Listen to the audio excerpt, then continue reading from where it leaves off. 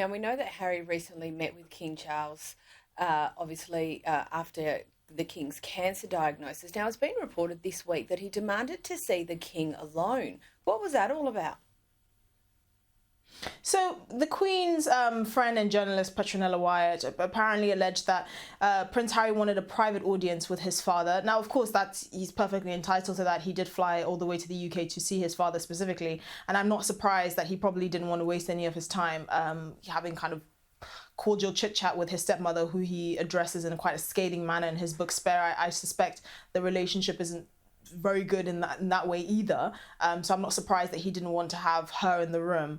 But you know, it's one of those things. It was a private father-son moment. Again, I'm still surprised that he hasn't revealed any details of that. This is a man who has been tailed by Netflix cameras, who's clearly made a point of exposing his life in the most, in my opinion, unappealing and vulgar manner.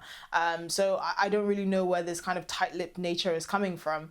But I'm not surprised that the Prince Harry didn't want to speak to the Queen. He did have to fly back quite quickly. I think he only spent about 30 minutes speaking with his father. He had to fly back to Las Vegas for an NFL award ceremony. Again, something that I just thought, good Lord, to see a senior member of the royal family reduced to having to prostitute himself at these kinds of events is quite disgraceful, but you know, that's how he's making a living now. Now, Esther, we understand that while Harry is in Canada, he's meeting with First Nations people about the Crown's commitment to Indigenous people. Look, I appreciate the sentiment, but is it really appropriate?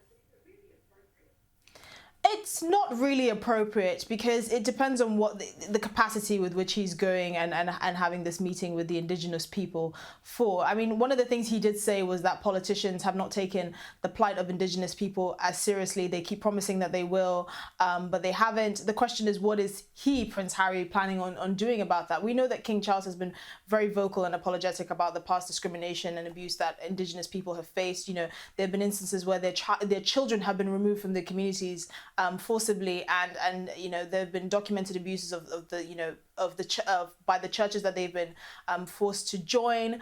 So it's a very serious issue, and it's something that's dear to the King's heart. Now the question is, why is Harry treading down this path? And it's because it's something that, you know, he feels the need to feel like he's doing good, he's making an impact.